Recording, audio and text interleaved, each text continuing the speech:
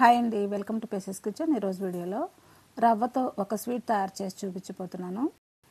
మరి ఈ స్వీట్ బెంగాలీలో చాలా ఫేమస్ స్వీట్ అండి.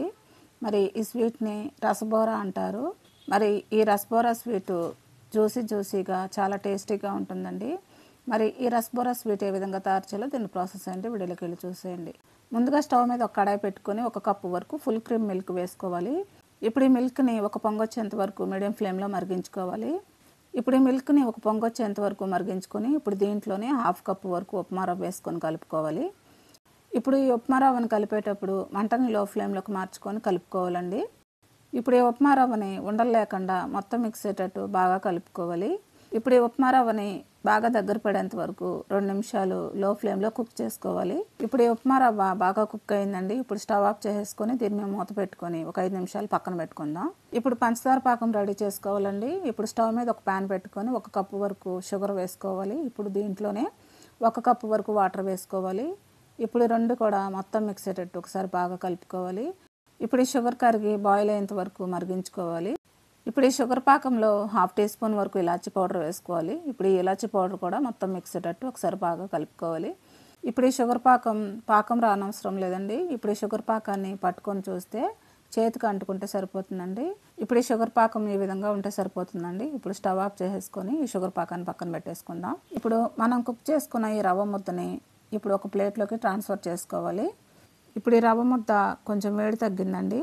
ఇప్పుడు ఈ రవ్వ ముద్దని సాఫ్ట్గా అయ్యేంత వరకు కొంచెం సేపు చేత్తోని మర్దన చేసుకోవాలి.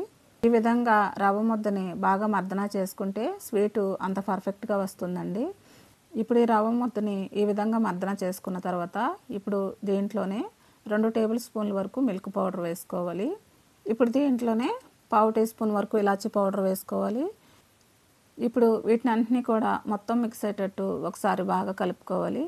మీ దగ్గర మిల్క్ పౌడర్ లేకపోతే మైదా పిండి కానీ గోధుమ పిండి కానీ 2 టేబుల్ స్పూన్ల వరకు కలుపుకోవచ్చండి. ఇప్పుడు వీటిని అన్నింటినీ కూడా ఈ విధంగా కలుపుకున్న తర్వాత ఇప్పుడు దీంట్లోనే 1/2 టీ స్పూన్ వరకు వంట సోడా వేసుకోవాలి. ఇప్పుడు దీంట్లోనే 1 టేబుల్ స్పూన్ మిల్క్ వేసుకోవాలి. ఇప్పుడు వీటిని అన్నింటినీ కూడా మొత్తం మిక్స్ అయ్యేటట్టు ఒకసారి బాగా కలుపుకోవాలి. రవ్వ ముద్ద కొంచెం గట్టిగా ఉంటే 1 టేబుల్ స్పూన్ కానీ 2 టేబుల్ స్పూన్లు కానీ మిల్క్ వేసుకొని కలుపుకోవచ్చండి. ఇప్పుడు ఈ రవ్వ ముద్ద ఈ విధంగా సాఫ్ట్గా ఉండాలండి. ఇప్పుడు కొంచెం చేతులకు నెయ్యి అప్లై చేసుకొని ఇప్పుడు ఈ రవ్వ ముద్దని చిన్న బాల్స్ లాగా తయారు చేసుకొని ఈ విధంగా ప్రెస్ చేసుకోవాలండి. ఇప్పుడు ఈ విధంగా తయారు చేసుకున్న వాటికి అంచులకి పగులు రాకుండా తయారు చేసుకోవాలండి. ఇప్పుడు మిగిలిన రవ్వ ముద్ద అంతటినీ కూడా ఇదే విధంగా ఒకటి పెద్దది కాకుండా ఒకటి చిన్నది కాకుండా అన్నీ ఒకే సైజులో చేసుకోవాలండి. ఇప్పుడు మొత్తం రవ్వ ముద్ద అంతటినీ కూడా ఇదే విధంగా తయారు చేసుకోవాలండి. ఇప్పుడు ఈ విధంగా తయారు చేసుకున్న వాటిని పక్కన పెట్టేసుకుందాం. ఇప్పుడు స్టవ్ మీద ఒక కడాయి పెట్టుకొని డీప్ ఫ్రైకి సరిపడా ఆయిల్ వేసుకొని మరిగించుకోవాలి. ఇప్పుడు మనం తయారు చేసుకున్న ఈ స్వీట్ని ఇప్పుడు ఈ మరిగించుకున్న ఆయిల్లో వేసుకోవాలి. ఇప్పుడు ఈ స్వీట్ని ఆయిల్లో వేసిన తర్వాత ఇప్పుడు ఈ స్వీట్ని కొంచెం సేపటి వరకు కదపకూడదండి. వెంటనే గరిటెతో కదిపేస్తే ఈ స్వీట్ విడిపోతుందండి. అందువలన కొంచెం సేపటి వరకు కదపకుండా కొంచెం సేపు ఆగిన తర్వాత ఈ స్వీట్ని రెండో వైపుకు తిప్పుకొని డీప్ ఫ్రై చేసుకోవాలి. ఇప్పుడు ఈ స్వీట్ని డీప్ ఫ్రై చేసుకునేటప్పుడు మంటని మీడియం ఫ్లేమ్లోకి మార్చుకొని డీప్ ఫ్రై చేసుకోవాలండి. ఈ స్వీట్ని డీప్ ఫ్రై చేసుకునేటప్పుడు పెద్ద మంట మాత్రం అసలు పెట్టకూడదండి. పైన తొందరగా కలర్ వచ్చేసి లోపల మాత్రం ఉడకవు. అందువలన ఈ స్వీట్ని డీప్ ఫ్రై చేసుకునేటప్పుడు మీడియం ఫ్లేమ్లో మాత్రమే డీప్ ఫ్రై చేసుకోవాలి. ఇప్పుడు ఈ స్వీట్ని రెండు వైపులా తిప్పుకొని మంచి గోల్డెన్ బ్రౌన్ కలర్ వచ్చేంత వరకు డీప్ ఫ్రై చేసుకోవాలి. చూసారు కదా, ఇప్పుడు ఈ స్వీటు మంచి గోల్డెన్ బ్రౌన్ కలర్లోకి వచ్చి బాగా ఫ్రై అయ్యిందండి. ఇప్పుడు ఈ స్వీట్ని ఒక ప్లేట్లోకి తీసేసుకుందాం. ఇప్పుడు మిగిలి ఉన్న స్వీట్ని కూడా ఇదే విధంగా డీప్ ఫ్రై చేసుకోవాలండి. ఇప్పుడు ఈ మిగిలి ఉన్న స్వీట్ని కూడా మంటని మీడియం ఫ్లేమ్లోకి మార్చుకొని డీప్ ఫ్రై చేసుకోవాలండి. ఇప్పుడు ఈ స్వీట్ని కూడా మంచి గోల్డెన్ బ్రౌన్ కలర్ వచ్చేంత వరకు డీప్ ఫ్రై చేసుకోవాలి. ఇప్పుడు ఇవి కూడా మంచి గోల్డెన్ బ్రౌన్ కలర్లోకి వచ్చినాయండి. వీటిని కూడా తీసుకొని ఒక ప్లేట్లోకి పెట్టేసుకుందాం. ఇప్పుడు మనం తయారు చేసుకునే స్వీట్ని మనం ముందుగానే రెడీ చేసి పెట్టుకున్న షుగర్ సిరప్లో వేసుకోవాలండి. ఇప్పుడు ఈ స్వీట్ని షుగర్ సిరప్లో వేసేటప్పుడు షుగర్ సిరప్ కొంచెం గోరువెచ్చగా ఉండాలండి. ఇప్పుడు షుగర్ సిరప్ గోరువెచ్చగా లేకపోతే ఈ షుగర్ సిరప్ని ఈ స్వీట్ తొందరగా పీల్చుకోదండి.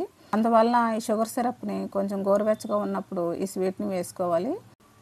ఇప్పుడు ఈ స్వీట్ని షుగర్ సిరప్లో వేసిన తర్వాత ఒక 15-20 నిమిషాల సేపు మూత పెట్టుకొని పక్కన పెట్టేసుకోవాలండి. ఇప్పుడు ఈ షుగర్ సిరప్ ఈ స్వీట్ని బాగా పీల్చుకొని జ్యూసీగా చాలా టేస్టీగా ఉంటాయండి. అంతేనండి, ఎంతో ఫేమస్ అయిన ఈ బెంగాలీ స్వీట్ని ఎంతో ఈజీగా టేస్టీగా తయారు చేయడం చూశారు కదా.